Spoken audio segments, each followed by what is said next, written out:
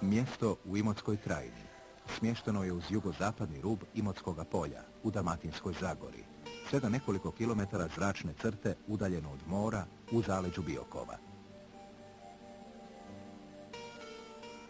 U proučavanju i tumačenju nastanka imena Zmijavci, znanstvenici i jezikoslovci nisu se baš mnogo trudili. Zbog siromaštva pisane riječi o imenu Zmijavci, valja reći ono što nam je poznato do danas. Jezikoslovac profesor dr. Mate Šimundić piše: naziv Zmijavci izveden je od korijenskog morfema zmij, a, i sufiks morfema avci, što daje Zmijavci. Unatoč posvemašnjoj raširenosti zmija u Imotskom kraju, gotovo začuđuje što je malo ekonima prozvanih po njima. Fra Vjeko Varčić, autor više knjiga o župama Imotske krajine, piše: postoji vjerojatnost da ime mjesta Zmijavci dolazi od plemena Zmijarević. Staro selo Zmijavci nalazi se na visoravni ponad današnjih Zmijavaca iza brda. Možda se selo Zmijavci prozvalo po Zmijarevićima, koji su ovdje živjeli. Ima dosta imena mjesta na Imotskoj krajini koja su se prozvala po plemenima.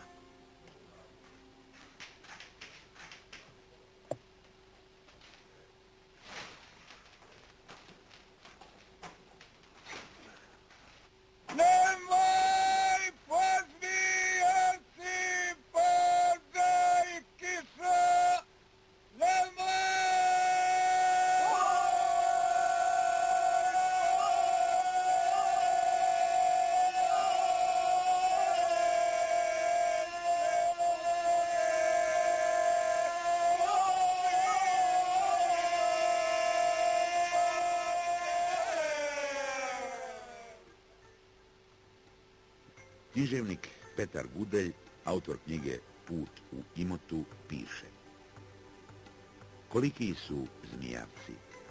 Geometri vele 15, a Zmijavčani 25 četvornih kilometara. I to im se čini malo. Imadu približno podjednako plodne poljske nizine, pripoljske pitomnine i mirisnog i ljekovitoga krša. Malo je za zmijavačke granice reći da su povijesne. One su prapovijesne. Gomile i Gradine, kultna i ratna mjesta gdje se žrtvovalo, ratovalo i zborovalo, stare su tisućama godina. Iliri, zmijski sinovi, na zmijavačke glavice nanesoše, nasuše, uzdigoše gomile. Na Gudeljevu, kod svih svetih, padala prva zraka izlazećega sunca. Padala u zmijsko oko. Smotana u kolut, onako kako je smotana na ilirskoj fibuli, narukvici i ogrlici, čekala izlazak. Možda su zmijavačke gomele podignute u slavu zmija. U gomeli čuvali plemensku, totemsku zmiju, eponimnu prababu Zmijava. Imotsko je polje od prapovijesnih dana bilo gusto naseljeno. O tome najbolje svjedoče brojna utvrđena visinska naselja, Gradine. Njih su podizali Iliri, odnosno Delmati, jedno od ilirskih plemena po kojima i danas Dalmacija nosi ime. Jedna od važnijih ilirskih gradina, Imotsko-Grudskog polja, ovdje je na uzvišenju Liskovac ponad Zmijavaca.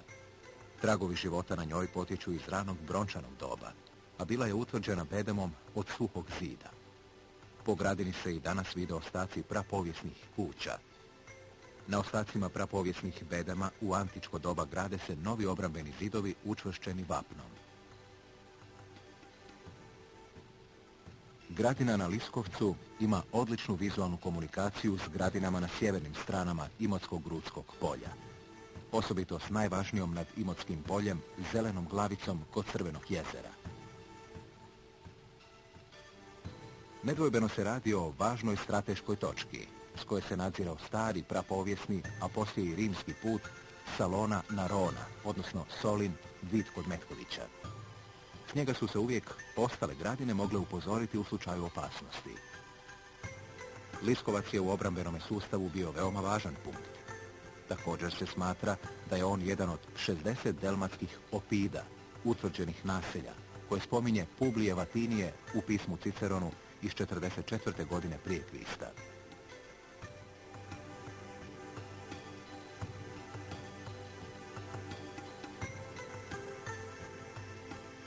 Zmijavci junački i divojački.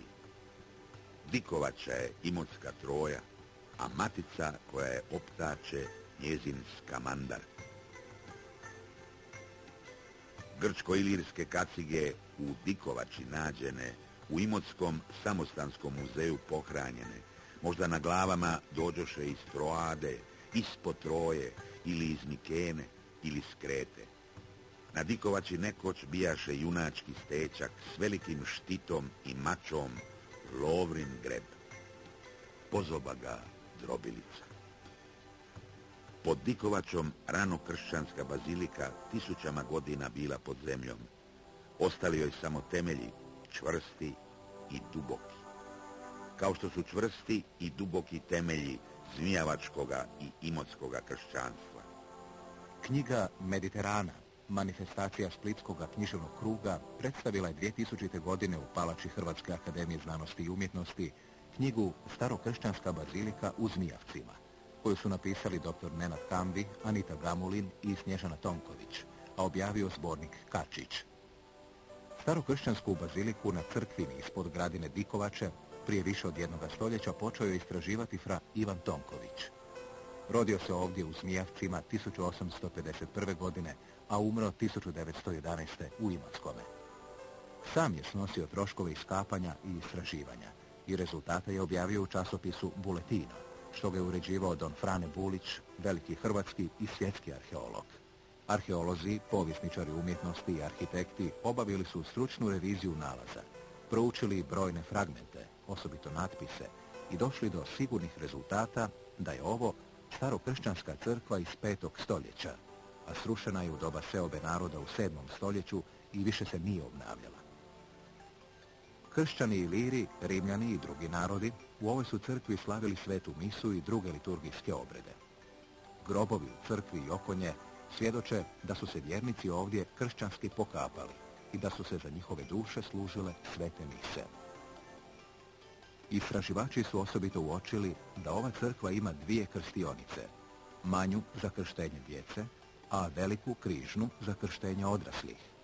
Zbog toga je ova bazilika jedinstven primjer među tim ranokršćanskim bazilikama gdje imamo sačuvane čak 2 krstionice u jednom bazilikalnom sklopu. Ova je crkva služila vjernicima rimskog naselja Nove, za koje su arheolozi dosad mislili da je to današnje mjesto Runovići. Ova je crkva očit dokaz da se naselje Nove protezalo uz rimsku cestu koja je iz Salone za Naronu prolazila kroz današnja naselja Zmijavce i Runoviće. Jedna od najvažnijih prapovijesnih gomila na prostoru Imotskog polja nedvojbeno je ova na Dikovači u Zmijavcima. Kultni kontinuitet gomile na Dikovači nastavljen je i nakon dolaska Hrvata u ove krajeve. O tome svjedoče brojni srednjovjekovni grobovi, razasuti po gomili i oko nje. Hrvati su ovdje nastavili pokapati sve do kraja 15. stoljeća, kad Imotsku krajinu osvajaju Turci. Stećci, u narodu poznati kao mramori, svojevrsna su grobna umjetnost, vezana uz kult mrtvih, koji je povezan uz čvrsto tradicijsko vjerovanje prisutno na ovim prostorima od davnina. Stećci u Imotskoj krajini stručno su se obrađivali više puta, a to se radilo i ovdje u Zmijavcima.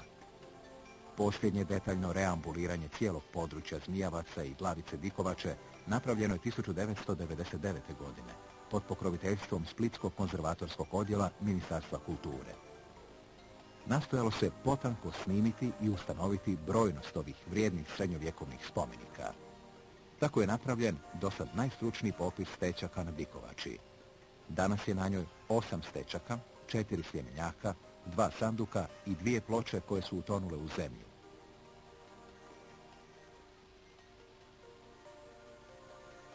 Na Glavici Balinjača je groblje iz kasnog srednjeg vijeka. Reambulacijom je ustanovljeno da je na njoj 31 stečak, 2 sljemenjaka, 15 sanduka i 14 ploča. Ukrašena su 3 stečka. Na području Zmijavaca i šire okoline poljoprivreda je bila i do danas ostala jedina grana privrede. Proizvodilo se uglavnom vinova loza, duhan, u nešto manjoj mjeri kukuruzi, strne žitarice, nešto krumpira. Veći dio proizvodnje bio je namijenjen za zadovoljavanje članova porodice u većoj ili manjoj mjeri. Jedina komercijalna kultura koja se prodavala u potpunosti bio je duhan. Kao državni monopol morao se predavati državnim otkupnim poduzećima. U nešto manjoj mjeri prodavalo se grožđe i vino, rakija. Ta tradicionalna poljoprivreda bazirala je uglavnom na vrlo jednostavnim alatima. Mehaničke vučne snage nije bilo. Tek dosta godina poslije Drugog svjetskog rata počeli su se kupovati i uvoziti najprije jednoosovinski traktori i jedan manji broj dvoosovinskih traktora, otprilike i sada takvo stanje. Obzirom da je obradive zemlje bilo malo, svaki mogući djelić i u kamenjaru i u polju koristio se za proizvodnju, ali ipak to nije bilo dovoljno da se prehrani tamošnje pučanstvo, pa se odlazilo na rad u Slavoniju, na neke jadranske otoke, odlazilo se na privremeni rad u europske zemlje, a onda i u prekomorske zemlje, uglavnom kao trajno iseljavanje. Tako da su Zmijavci bili stalno jedno emigraciono područje, pa iako je tamo natalitet bio dosta velik, fizički odljev, dakle odlazak u druge krajeve, u druge države, bio je uvijek veći od prirodnog priraštaja, pa tako broj pučanstva je smanjivan, mislim da je sada dostigao najnižu brojku. Zmijavačko polje ocidito, lozno i grozno. Da su živjeli u staroj Grčkoj, o Zmijavčanima bismo čitali u knjizi Pamćenja. Prvi podijelili vina. Voleći bijelo, nisu mrzili crno. Ispod Zmijavaca tekla jedna, kroz zmijavačke konabe još jedna matica, zlatno-zelena, zemljomirisna, vinska. U susjednim selima, tako i u Zmijavcima, škola otvorena dosta kasno. Ali to ne znači da su svi ljudi bili nepismeni, nego malo viđeniji i bogatiji ljudi slali su svoju djecu u susjedna sela gdje je bilo škole. Prva službena škola, državna u Zmijavcima, otvorena je 1941. godine u kući Ivana Milasa Mucića. Treba ovdje napomenuti da škola tijekom čitavog rata nije prestala svojim radom, a tu školu su otvorili napredni ljudi u selu i tu se nastava odvijala sve do 1953. godine. A od 1953. godine djeca iz Zmijavaca su išla u Šutinu školu. A Šutina škola je početa graditi 1939. godine. Radili su je mještani svojim dobrovoljnim radom, međutim koliko su god imali volje i zanosa, trebalo je prekinuti sa radom jer nije bilo dovoljno novca i dovoljno snage. Nastavak gradnje je uslijedio 1949. godine i 1953. godine zgrada u Šuta koja je rađena za školu je otvorena. I 1953. i 1954. godine tu se nastava odvijala. Bio je 1., 2., 3. i 4. razred. Nastava u toj zgradi još i danas se održava, imaju sva 4 razreda. Centralna škola Zmijavci je otvorena 16.9.1962. godine. Te školske godine je bilo 500 učenika, a već sljedeće školske godine bilo je 727 učenika. broj učenika iz godinu u godinu se smanjivao, tako da je 70. godina bilo oko 600 učenika. 80. godina negdje oko 500 učenika i taj broj se negdje održavao sve do 90. godina. Danas škola Zmijavci broji 366 učenika. Rijeka Vrljika, ili Matica, kako je ovdašnji ljudi zovu, jedna je od crta identiteta Zmijavčana i Zmijavaca. U prošlosti je bilo dramatičnog otimanja za vodu, krvave bitke između stanovnika okopoljskih sela zbog natapanja njiva. Žene su na njoj prakljačama mlatile i prale rublje, na njoj se napajala stoka, iz nje su pili ljudi, sićima se zaljevale bašče, u njoj se kupalo. Sakom se i krtolom lovilo, a u sušnim godinama iz nje su se punile čatrnje. Iz udaljenih brdskih sela dolazilo se po pitku vodu i odnosila se u mješinama na mazgama, kao i žene iz kuća bližih polju u burilima na leđima ili na magaretu. Život s vodom, od vode i u vodi, na poseban zmijevački način davao je prepoznatljiv biljeg velikom dijelu ovoga mjesta. Na njoj mljele mlinice, kukuruz, proso, sira, srebroklas, dječjim i zlatozrnu pšenicu. Ispod kremenih mlinova letjeli mlazovi varnica i mlazovi brašna. Od još vruća, varničava, varena, mlinarska pura. Na svaki grumen pure padala po jedna masnica, koju bi đogići, najbolji ribari i najveći sladokusci vadili ispod tumbasa.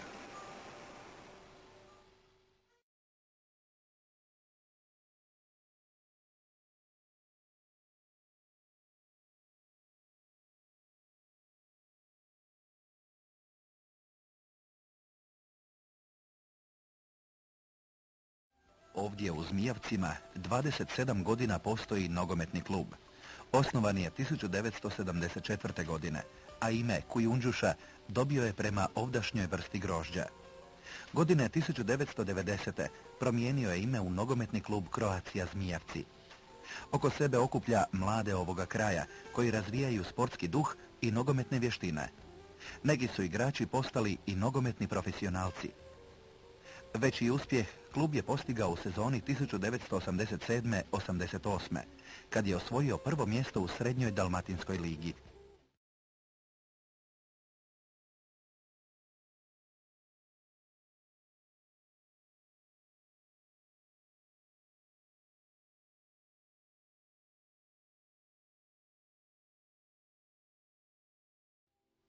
Župa Zmijavci je jedna od najmlađih župa Imotske krajine, Imotskog dekanata, koja ima 22 župe. Župa je osnovana 1982. na traženje vjernika sela Zmijavaca, što je tadašnji nadbiskup, ordinari, monsinjor dr. Frane Franić, rado dao svoj dekret i osnovao župu Svih svetih u granicama današnje općine Zmijavci. Crkva je sagrađena 1895. godine. 70. godina i 80. prošlog stoljeća temeljito je obnavljana pomoću vjernika, župljana, Karitasa, naše provincije i Franediljka Šabića. 99. godine crkva je dobila lijepe vitraje, rad akademskog kipara i slikara Branimira Dorotića iz Zagreba, a iste godine restaurator Miro Falak iz Splita obnovio je stari tirolski oltar iz 1904. godine. U crkvu Svi sveti 1998. godine započelo se sa gradnjom zvonika koji se baš ovih dana oblaže. Zvonik se gradi ponajviše zahvaleći Franediljku Šabiću, Ivici Todoriću i Dani Gudelju. 1998. godine iznad sela na Todorića Gradini župa je sagradila jedan veliki zavjetni križ, možda jedan od najvećih u Hrvatskoj. Križ i oltar postavljeni su na spomen 135 naših vjernika, župljana, koji su za vrijeme Drugog svjetskog rata nestali, ubijeni i neposredno poslije rata, i 3 su nam mladića poginuli u Domovinskom ratu. To je ujedno zahvalnost dragom Bogu da i nas ovdje sačuvao na ovim prostorima, da nismo trebali bježati. Uz crkvu Svih svetih, Rafael Begić u drugom dijelu sela započeo je gradnju crkve Svetoga Josipa, koja je u sastavu i mrtvačnica koja već služi svojoj svrsi. U crkvi se povremeno slavi sveta misa i nadamo se da će crkva biti uskoro završena. Osim ovoga, župa izdaje i svoj župski list. Naslov tog župskog lista je Zmijavci. Izlazi 2 puta godišnje i do sada je izišlo 10 brojeva, negdje oko 800 stranica, čime povezujemo naše ljude i u domovini i u inozemstvu.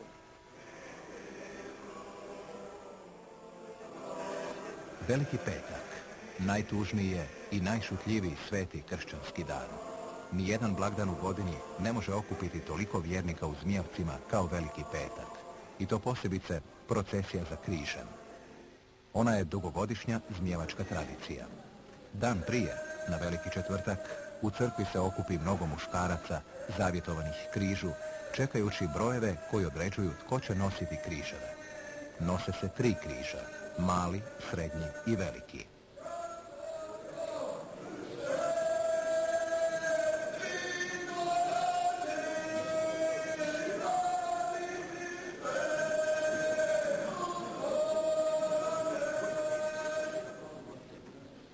Na križni put idu svi, i oni koji ovdje žive i oni koji su za taj dan došli u svoje rodno mjesto. Tako sjena muke Isusove boji lica svih naraštaja. Oni rijetki koji nisu mogli doći u crkvu čekaju uz put. Oni koji ne mogu pješačiti ljube križ, a nemoćnima se nosi u kuću. Sjena Isusove muke pada na cijelo selo, na ljude, životinje, prirodu. Cijelo se vrijeme u povorci kanta Muka Isusova, koju je napisao fra Toma Babić. To je stihovan opis križnog puta, a kantaju muškarci u parovima, jedan po jedan par. Melodioznost u tome kantanju gruba je, jačina je glasa maksimalna, a kantanje uljepšava silna, duboka žalobnost.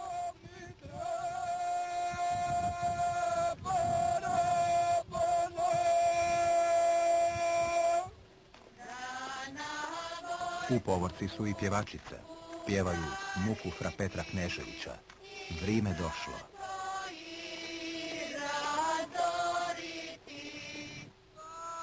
Na 4-satnome putu, dugom 8 km, nakon što obiđe cijelo selo, povorka se vraća u crkvu. Počinje obred Velikog petka, a pjeva se Muka Isusova.